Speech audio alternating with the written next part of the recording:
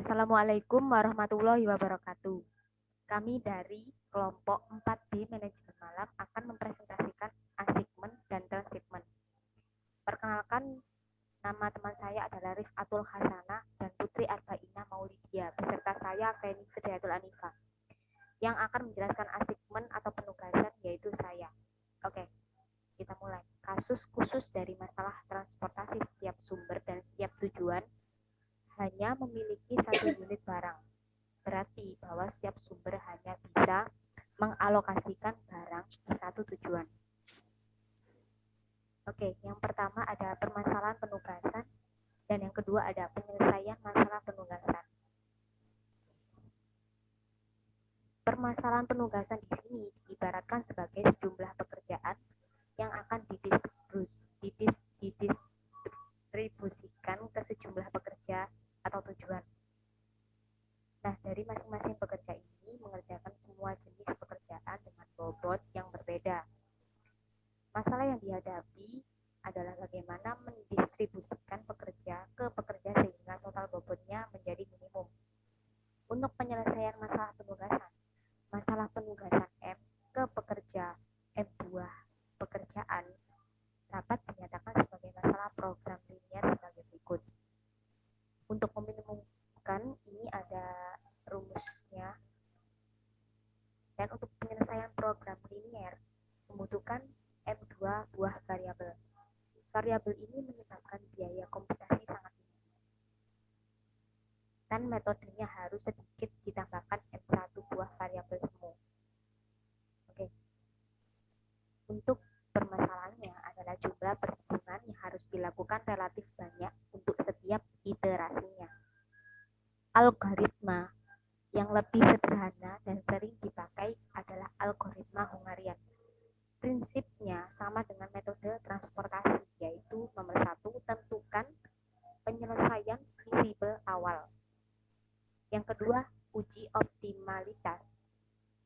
Jika sudah optimal, proses dihentikan. Jika belum optimal, lakukan langkah revisi tabel untuk meningkatkan optimalitas kembali ke langkah 2. Oke, untuk menentukan penyelesaian visible awal, algoritma untuk membuat penyelesaian visible awal adalah setiap baris menentukan sel yang bobotnya terkecil dan kurangkan seluruh sel pada baris tersebut dengan sel yang bobotnya kecil. Untuk yang kedua, ulangi langkah 1 untuk setiap kolom dan menyelesaikan langkah 1 sampai 2, maka setiap garis dan setiap kolom tabel pasti tidak ada yang negatif dan memuat paling sedikit sebuah nol. Elemen nol inilah yang merupakan variabel basis. Oke.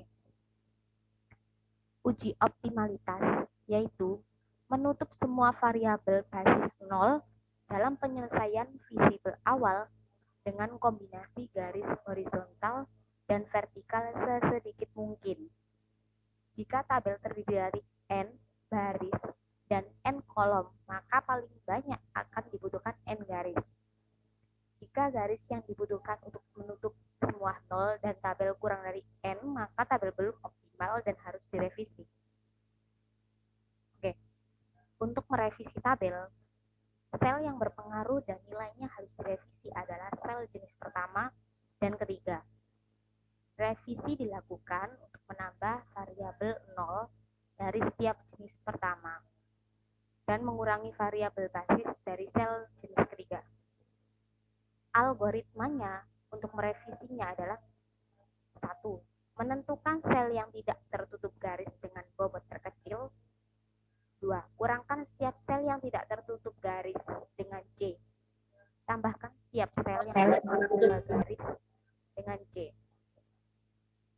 Untuk melakukan langkah pengujian dan revisi berulang-ulang hingga tabel optimal adalah harus dilakukan.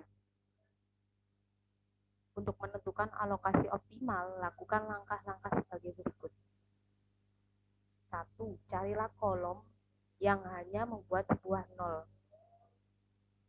Kemudian ambillah sel tersebut sebagai alokasi optimalnya dan hapus baris dan kolom yang sesuai dengan sel terpilih tersebut. Ulangi langkah 1 sampai 2 untuk elemen 0 lainnya hingga semua baris atau kolom yang dialokasikan.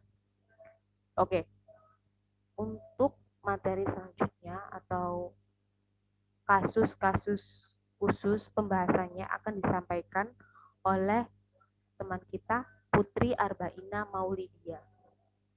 Kepadanya dipersilakan. Kasus-kasus khusus, kasus tidak seimbang terjadi jika jumlah pekerja tidak sama dengan jumlah pekerjaan. Sebelum menggunakan logaritma penugasan, soal harus terlebih dahulu diseimbangkan dengan cara menambahkan jumlah pekerja atau pekerjaan semu, sehingga menjadi seimbang biaya pada sel semu sama dengan 0. Seperti contoh, karena jumlah pekerja lebih banyak dari jumlah pekerjaan, maka tambahkan sebuah pekerjaan semu atau pekerjaan minus 4 sehingga soal menjadi seimbang biaya pekerjaan minus 4 untuk semua pekerjaan sama dengan 0. Hasilnya tampak seperti tabel 7.5a. Alternatif penyelesaian dalam masalah penugasan terjadi jika ada lebih dari satu alokasi penugasan yang memiliki total biaya yang sama. Cirinya dapat dilihat pada tabel optimal yang tidak memiliki elemen 0 tunggal pada semua baris atau kolom tersisa. Alokasi terlarang pada suatu sel tertentu dalam tabel penugasan tidak mungkin diisi dalam aplikasinya. Misalkan, pada seorang pekerja yang tidak bisa mengerjakan salah satu pekerjaan, untuk membuat sel terlarang tidak mungkin terisi, maka biaya pada sel terlarang tersebut diubah sebesar-besarnya. Fungsinya adalah meminimumkan. Fungsi memaksimumkan menyelesaikan fungsi yang memaksimumkan dengan masalah penugasan. Soal terlebih dahulu dijadikan fungsi meminimumkan dengan cara menegatifkan semua biaya. Masalah penjajah keliling, traveling salesman problem. Diberikan beberapa kota dan jalan yang menghubungkan kota-kota tersebut. Seseorang hendak menguji setiap kota tepat satu kali dimulai dan diakhiri pada kota yang sama. Masalahnya adalah menentukan urutan-urutan kota yang harus dikunjungi sehingga total jarak atau waktu yang ia tempuh seminimum mungkin. Masalah penjajah keliling dapat diselesaikan dengan menganggapnya sebagai masalah penugasan, dengan pekerja dan pekerjaan sama-sama menyatakan kota-kota yang hendak dikunjungi. Biaya setiap pasang kota adalah jarak atau waktu yang hendak diminimumkan. Agar tidak langsung kembali ke kota yang sama, maka biaya CII sama dengan M untuk semua I. Akan tetapi, jika sebelum mengunjungi semua kota, ia sudah kembali ke kota satu, maka terjadi subtour. Dalam keadaan ini, masalah penugasan harus dipecah menjadi dua bagian dengan menggunakan pendekatan branch and bound. Dengan memutuskan salah satu jalur subtour, masing-masing bagian diselesaikan dengan algoritma Hungarian. Dan untuk materi selanjutnya adalah transshipment atau pengapalan. Perluasan pengapalan adalah perluasan dari masalah transportasi. Dalam masalah transportasi, barang dikirimkan langsung dari sumber ke tujuan untuk meminimumkan total biaya pengiriman. Dalam transshipment, pengiriman tidak harus dilakukan secara langsung, tapi boleh dilewatkan ke satu atau beberapa tempat perantara atau junction. Contoh 6.1, misalkan 10 unit barang ada di Jakarta dan 10 unit lainnya di Malang. Hendak dikirimkan ke Semarang dan Yogyakarta, maka masing-masing membutuhkan 10 unit barang. Pengiriman dapat dilakukan secara langsung atau melewati cabangnya di kota Surabaya. Biaya pengiriman 1 unit barang ada dari sumber ke tujuan maupun perantara tampak pada tabel garis dalam gambar 6.1. Dalam gambar 6.1, titik berada tanda plus menunjukkan titik sumber dan titik bertanda minus menunjukkan tanda titik tujuan. Baik titik sumber maupun titik tujuan dapat bertindak pula sebagai perantara. Sebagai contoh, barang bisa dikirimkan dari Malang ke Semarang secara langsung atau melewati Surabaya yang merupakan titik perantara. Selanjutnya dijelaskan oleh Mbak Ana. Cek. Oke, terima kasih atas waktunya. Di sini saya akan menjelaskan mengenai tujuan masalah transshipment. Bagaimana mengatur pengiriman agar total biayanya seminimum mungkin. Penyelesaiannya dilakukan dengan cara mengubah masalah transshipment menjadi masalah transportasi dan kemudian menyelesaikannya dengan algoritma transportasi. Transformasi masalah transshipment ke masalah transportasi meliputi beberapa bagian, yaitu 1. Menyeimbangkan tabel. Telitilah apakah jumlah persediaan barang atau not bertanda plus sama dengan jumlah permintaan atau not bertanda negatif. Jika belum sama, maka tabel harus diseimbangkan dengan menambahkan sumber atau tujuan semu. Yang kedua, tentukan titik yang merupakan titik sumber, titik tujuan, dan titik perantara. Titik sumber adalah titik yang hanya bisa mengirimkan barang dan tidak bisa menerima barang. Sebaliknya, titik tujuan adalah titik yang hanya bisa menerima barang dan tidak bisa mengirimkan barang.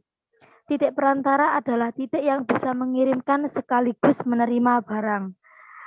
Untuk yang ketiga, tentukan jumlah persediaan dan permintaan tiap titik. Dan yang terakhir, yang keempat, yaitu tentukan biaya pengiriman dari SI ke DJ. Menentukan biaya transportasi. Untuk jalur langsung yang ada, misal dari S2 ke D3, biaya transportasi adalah biaya yang tertera pada gambar 6.1. Jika tidak ada jalur langsung, misal dari S1 ke D4, maka biaya transportasinya sama dengan M. M sendiri yaitu bilangan positif besar. Biaya transportasi ke titik itu sendiri, misal dari S2 ke D2 sama dengan 0. Dan setelah terbentuk tabel transportasi, langkah berikutnya adalah menyelesaikan dengan algoritma transportasi atau algoritma transportasi selengkapnya dapat dilihat pada bab 5. Misalkan digunakan metode biaya terendah sebagai penyelesaian awalnya, maka berturut-turut diisikan X21 sama dengan 20. X43 sama dengan 20. Dan sekaligus X42 sama dengan 0. X11 sama dengan 10, dan sekaligus X31 sama dengan 0. Dan yang terakhir, X44 sama dengan 10. Untuk yang selanjutnya, yakni kasus-kasus khusus. Pada prinsipnya, setelah masalah transshipment dijadikan tabel transportasi, maka semua kasus khusus yang terjadi pada masalah transportasi juga berlaku pada masalah transshipment. Alternatif penyelesaian terjadi jika pada tabel optimalnya ada sel dengan nilai DJ, CIJ, UI, dan VJ sama dengan 0.